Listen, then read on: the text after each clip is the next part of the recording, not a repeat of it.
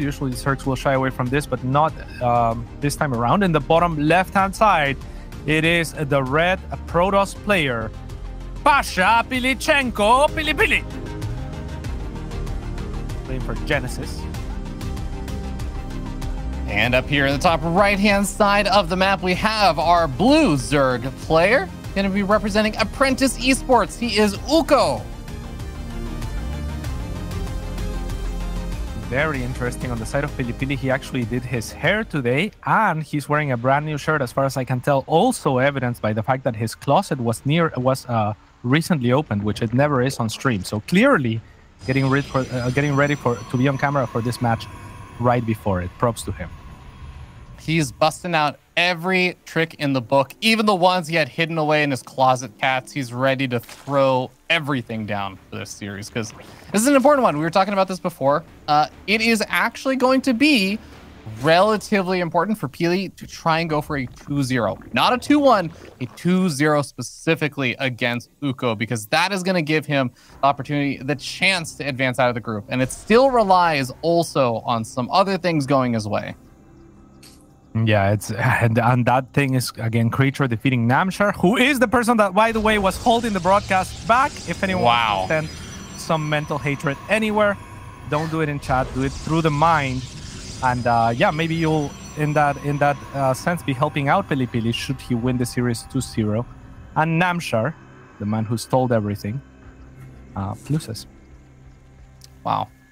Unbelievable. Wow. Does anyone else I just wanted to compensate, because you were like too sheltering, I feel like, right? Like you gave him too hard of a pass. You're like, oh, I really like this player, so we're not even going to name them. So I just wanted to compensate. I just wanted I mean, look, hey, if it was PiLi that was holding things up, I'd throw him under the bus. If it was Vindicta, I'd throw him under the bus, because he during the downtime content segment stuff, he was saying that I was clumsy, that I would die first in like some kind of horror apocalyptic movie situation. Vindicta said that. I missed his answer, but yeah. Trigger also Trigger also killed you. Yeah. But I forgive him. He said I wouldn't take it seriously, and I think he's probably right.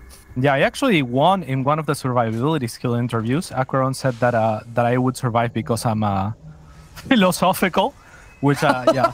I'm like, I don't see how those connect, my friend. I messaged him. I told him if we were stranded on an island, I'm pretty sure we would die within the first 2 days, my friend. He said, nah, you gotta believe. I'm like, okay, man. You know, I could see you doing well without technology and other distractions and stuff by being philosophical, by being someone that was at peace without distractions and like just being with yourself. I could see that being like mentally, I think you do very well. Yeah, I think my best shot would be to make friends with some of the animals in the jungle, but, you know, there's a good chance some of them would rather eat me, and, you know, that would backfire pretty quick. Oh, speaking of eating, we do see these lings trying to eat these adepts alive, but the adepts shade over to the main base, where there are still already a handful of lings. Great control here from Ukko. Only takes a single shot on a drone. Ooh, okay, never mind. Yeah, I mean, loses 2 drones, but that's mostly okay. That is a lot of links to make. But it's also enough to deny or delay a third from PiLiPiLi. PiLiPiLi knows that enough that he's just going to move out with the Oracle instead. And the good news for PiLiPiLi and losing those 2 adepts, as when compared to every other Protoss player, is that he doesn't need a third. PiLiPiLi is above thirds. Yeah, he's above thirds. He wouldn't descend himself to a level where he needs to go for third bases, but... Yeah, I'm kind of with you in the sense that I think PiLiPiLi is the kind of player who's probably okay with delaying that kind of stuff and just getting up a few more units. That's definitely a lot more his comfort zone. And you kind of mentioned it before, it's Waterfall. It's a smaller map. It's actually a nice map to put on a little bit of aggression if you're looking for that.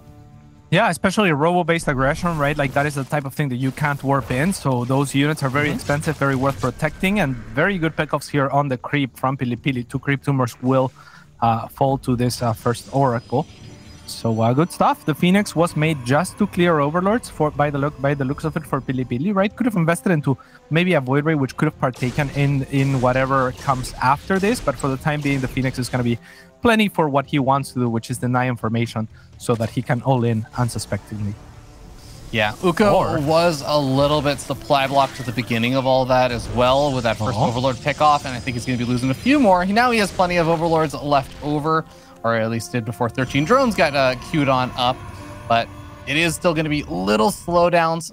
But PiLiPiLi is not really going to go for the massive 2-base attack or anything. He's got 3 gateways in the robo, so he still could put on a little bit of pressure if he wants to start up like a Warp Prism after this Immortal. But he's got his 3rd on the way, and I think as long as he resumes pro production in the next like 30 or so seconds.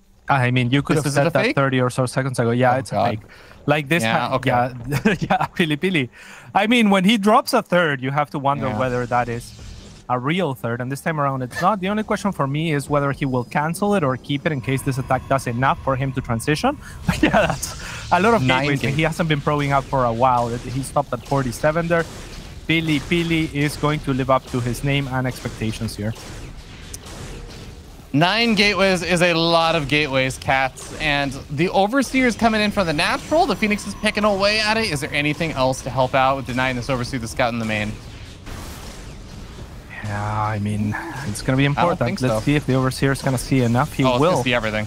See everything. But is it too late? I mean, PiLiPiLi is already moving out. Effective APM tab. You don't see that one very often. All right. And we see here, it's a very strong push here from PiLiPiLi. Sentries, very, very powerful. He knows how to use them well. I wouldn't mind hallucinating Immortal, but maybe too late for that. As, you know, now in full vision of Ukko. Here comes the Phoenix. Could lift up a Queen, and that's about the best thing that it could do. Not sure if it's even worth using. He's going to do that for the time being. The Force Heals are fantastic on the side of PiLiPiLi, looking very difficult for Ukko, who finally morphs some Ravagers. Those are the key piece that he was missing, but the Force Heals keeping him away from the Warpers. On PiLiPiLi understands what the piece that he needs to defend is, and the Queen's unable to get on top of them. This is looking very good for the Kazakhstanian American. Yeah, this is gonna be PiLiPiLi feeling extremely confident. I mean, he started off this fight with as many Stalkers as there were Roaches, not to mention as many Sentries as there were Roaches, and PiLiPiLi takes a very, very quick 1-0 lead off of the back of a faked out 3rd and 9-gate all in. Yeah, some would say very nice. And that is, I mean, that was absolutely nasty. He wasn't able to do much about that Ukko, in spite of the fact that he had been scouting well. Those links that he made for the Adept early on, like, I thought that was a good defense initially, but upon further consideration, because PiLiPiLi doesn't really take a 3rd usually, they kind of are wasted after the fact. So they were kind of overkill in a sense, right? Because he made so many links that still have utility should your opponent want a 3rd, because you can contest for it. But I mean, they just didn't have anything else to do. So you could have gotten away with an extra couple of drones early on, and then maybe started that unit production a little bit earlier. Another thing that Ukko should have probably looked to do there is to morph those Ravagers a little bit earlier, especially against that many Sentries. They morphed a little bit too late. Yeah, I think he just identified that the attack was coming way, way too late for him to do a whole lot about. Because I think as the attack, as like the stasis traps and stuff were being planted down, I think the first 2 or 3 Roaches are popping. And then the attack was doing his natural, like as those Roaches were even getting to their rally points and stuff. So it was going to be a tough spot there. But that is a rough situation for Ukko, because PiLiPiLi is the kind of player you never want to be 1 game away from, you know, losing the series against. And it's always tough. Like that's the nature of a best of 3. You lose 1 game, you only got 1 kind of life left. But PiLiPiLi is absolutely the kind of player that just will sneak up on you with another all-in or another big attack that you're not kind of expecting. He's the master of the kind of Protoss that a lot of people tend to hate playing. He's the master of the kind of Protoss that is very good at coming out with lots of different ways to kill you, with different types of all-ins you have to respond to very differently. Yeah, and it's mostly unique kind of Protoss. Protoss, I think, thrives off of their sneakiness a lot of the time. Like, their tech tree flourishes so easily and in so many directions that you can't surprise your opponent. PiLiPiLi surprises, yes, but he usually does it with a big punch, right? Like, he doesn't usually kill you with DTs or something, or, you know, or like just massing Phoenix and you not scouting them or something like that, like super cheesy and reliant on your opponent scouting or not. He usually has enough units that he's like, okay, can you stop this 1 attack? Because if you cannot, I win, and if you can, you win. So yeah, it's proving to be a tall task for Ukko here, but it would be good to keep an eye on Creature and Namshar as well, as that is going to determine part of the fate of PiLiPiLi should he be able to close it out. And apparently Namshar or Creature is actually up 1-0 versus Namshar right now. Oh boy, that is actually pretty exciting. And I do see, I don't know what the score is, but I see that Neeb versus Trigger is getting ready to move into game number 2 as well. So there is something interesting to keep an eye out for over there. We may already have an update on that score in the next like 30 seconds to a minute or so. Oh, there it is. Neeb 1-0 versus Trigger. So Neeb remaining undefeated so far in his group. Yes, indeed. I mean, that other match, it looks like Namshar is trading pretty well. It's Carriers versus Corruptors, and this is very important for PiLiPiLi. No doubt he took a sneak peek between his little break there, as yeah, he usually needs a little bit of a break in between games and whatnot. And I mean, this is a very important series. So now the players are ready and we're loading onto the next map. It's gonna be Data C, which should be your favorite map because you like data. Oh, I thought it was going to be because this map name is a pun, but also that, yes. Wait, what? I do actually like Data C quite a bit. You know what the pun is, right? No, I don't get it, no. Under to sea. Undate on data sea. Under the sea. Under the sea. I do not see. I don't. Up here in the top right-hand side of the map, we have our red Protoss player currently leading up the series 1-0. He is PiLiPiLi. And in the bottom left-hand side of the map that I will never say the name of again, it is Ukko.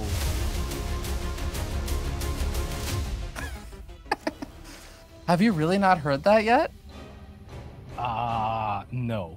And Zombie Grab didn't either. Or maybe she did, but she thought it was a terrible pun as well. So no, she knows. She's heard that before. I mean, am positive. Yeah. Wait, can you explain the pun again? And Data C. Okay, it's not my pun. It is the map maker's pun. So I'm gonna make that very clear. Who is the map maker first? Okay, Killer Smile. Okay. So it's I'll remember that name. Under the sea. Under the sea. On Data C.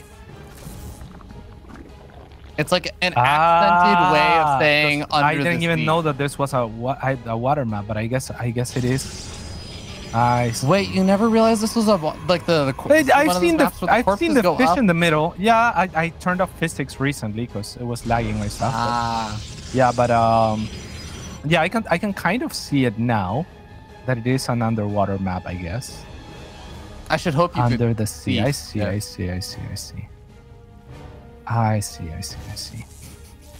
right, guys. So we're I promise. I'll stop. We'll move on. So far off of game number 1, Ukko's probably going to be trying to just shake off and not think too much about that first game and think, all right, I know who I'm playing against. It's PiLiPiLi. Maybe there's some lessons to learn about like how many lings to make and all that stuff. I think maybe if you don't lose any drones to the actual adepts themselves. If you're going to make that many lings, don't lose that like almost any drones. And maybe there's a little bit better value from that, but he definitely needs to just be wary of any kind of potential aggression from PiLiPiLi, even moving into game number 2. Yeah, and this is kind of sketchy as well. He's transferring a lot of drones from the main to the third unnecessarily because the main's not even saturated yet. So that's, you know, kind of spreading his drones a little bit more than he needs to, because every time that the drone transfers, they're losing money, right? So ideally, you would be transferring as little as possible and then onto the natural when that becomes available. And maybe even taking one drone in the gas just for the sake of you know, mining a little bit of gas very effectively. You can the first 2 mine a little bit better than the third one, for example. So that's one way to do it. You can bank up a little bit of gas for whatever you're gonna use it for later. But yeah, I mean, large drone transfers, that's a decent chunk of money lost on those 3 or 4 extra drones that went to the third.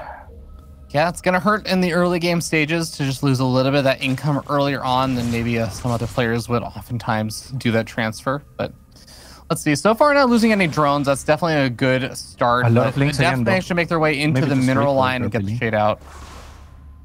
Oh, okay. I mean, that is a very good little spot there for the adepts, as only 2 links fit, and now only 1 link at a time can fit in killing that. And now the Oracle is going to transfer over to the one place where the drones should have pulled up at the third, but with 2 queens there, PiLiPiLi is going to shy away from any drone damage maybe could have come at a different angle, or maybe could have picked up 1 or 2 on the retreat, but this is not too bad damage from PiLiPiLi. Yeah, you know, some decent little pickoffs there, like you were saying. Not only just picking off the lings, but also just the fact that Ukko made so many of those lings is going to be a nice little victory there in and of itself. And now the Oracle comes back in, finds a beautiful, you know, 3 drones, almost ends up dying, but does manage to escape out alive, and that's the important thing. That is the important thing for PiLiPiLi indeed. He does wait for the shields to regen there before going in with the Adept again.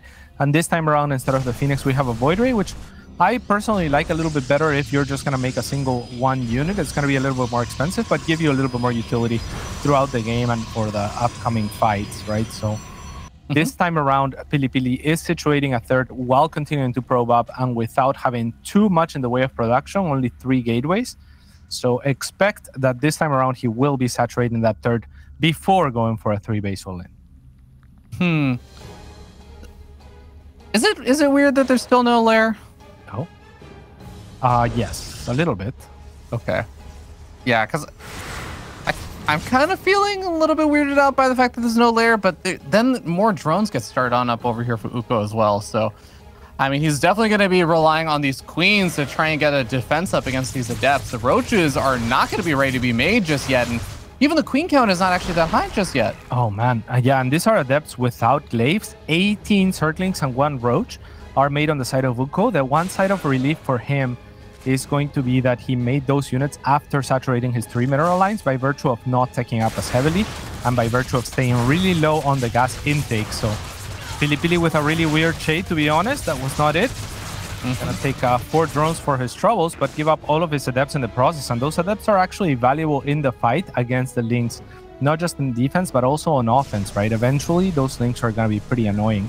PiLiPiLi transitioning into a lot of carriers, however. Carriers and the fleet beacon. This is gonna be a hard commitment to late game sky toss for PiLiPiLi, which I think when we do see PiLiPiLi go into like late game macro situations, this is usually the way he likes to do it, the true Protoss way, you might say. But Ukko, I mean, he didn't exactly have a stellar economy start out with, but like you said, he's made all these lings. He's gonna look to try and get a bit of damage done with them.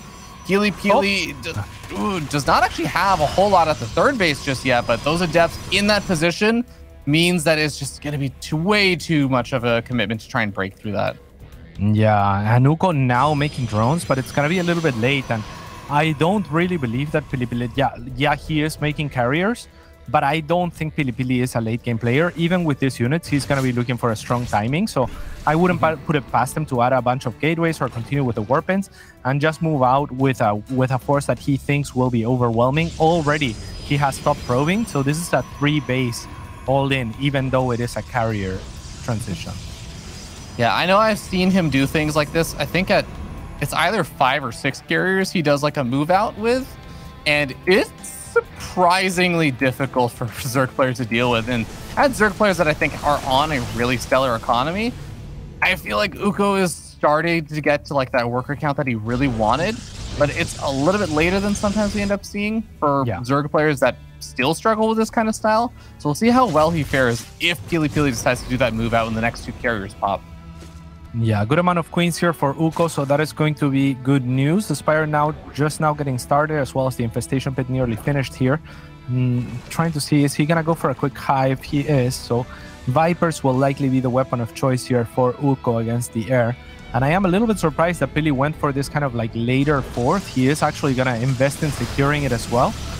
And he hasn't yet moved out, and he actually starts upgrades. If he wanted to do this all along, he could have already had +1 upgrades, I think, for the air. That is starting a little bit late, but I mean, I have to imagine he's gearing up to go. The longer you give the Zerg after you reveal carriers as well, the more difficult it gets, because Corruptors are really, really good against them. And there could have been a timing where Pili wasn't fighting those at all, but now he's going to have to contend with them. Yeah, he is adding on a few more gateways, so I think that you were on the money about his kind of transition points and stuff, and I think that might be kind of the longer term plan here, is that he gets up a really scary looking Skytoss army and forces Ukko to show ultra amounts of respect to it. But behind it, he's just going to be ready to flood out gateway units, so either the Skytoss army kind of just wins the fight because Zerg player didn't respect it enough, or you flood with a lot of gateway units and kind of catch your opponent by surprise who's overcommitted to Corruptors. I think that's what his game plan was, but it's kind of funny because Ukko's still been making a surprising number of Lings and Roaches during all of this. Yeah, for sure. I mean, that's going to serve him well come later in the game when PiLiPiLi looks for his own transition there. As now he starts adding a few charge slots, or charge slots to be anyway, as well as a Templar Archives, which would have been wonderful to have had researching Storm already. But yeah, I mean, I'm a little bit puzzled by PiLiPiLi not moving out and just kind of sitting back here. But at this point, we are headed into a late game with PiLiPiLi. Cats, I have a question for you. Yeah. What units does Ukko have that attack the 9 carriers PiLi has? Just queens at the moment, I think, right? Is there anything else? It's just the queens. It's just 16 queens, which, I mean, I'm going to give credit to queens. Queens is scary in the sense that they can stay alive for a really long time. They can continue to transfuse, but I'm a little worried for Ukko. No, yeah, and you should be. I mean, he has an Infestation Pit as well, so at least he could take solace if he had made an Infestor or two, that he could always use that the Poopy Cloud, right? But as it stands, it's not. I mean, this is not enough anti-air. He's making Ultralisks. Now killing queens. No, those are your friends. He's trying to he's bringing up supply for Corruptors, but also the Ultras. The Ultras are really funny because carriers do not kill Ultras very quickly, especially the Ultras that have chitinous plating, but they don't actually have chitinous plating just yet. And PiLiPiLi is pushing forward. Guess what? It's really hard to transfuse quickly enough when there are this many carriers right-clicking down individual queens. Yeah, it almost feels like he had the wrong read, Ukko, but it's not like PiLiPiLi didn't show the carriers or there wasn't opportunities for scouting here. Yeah, unfortunately, a lackluster game from Ukko. Not, I mean, yeah, this wasn't not much over of a fight. yet, cats. Okay. Here comes the Ultralist Rambai, a little bit of a classic. And yeah, I mean, Ukko is making Corruptors now, but I feel like it is a little bit too late here. But it might be a tiny bit too late when your Corruptors are rallying into 9 carriers. Yeah. You know, the Ultras, they're doing some work. They're going to be able to pick off an Immortal over here. Actually, that Immortal has such a stick position. It's actually going to be able to take down 1.5 Ultras there. And yes, I think this may even force a recall at some point, but I'm pretty sure PiLiPiLi kills everything in the main base first. Yeah, and I mean, he can't just take it slow because he has air units on the other side and his opponent doesn't really have anti-air, so eventually this wave race will clean up, right? Just maybe overcharge onto the Ultras. There we go. All that micro custom map settings paying off. Here come the Corruptors, but are they enough to take down the 3 void race? I mean, never mind the carrier army, right? It's just the reinforcements that they're not able to contend with, and it really goes to show just how much Ukko dropped the ball on the anti-air here. Yeah, I think he's coming to terms with it, and there it is. PiLiPiLi takes the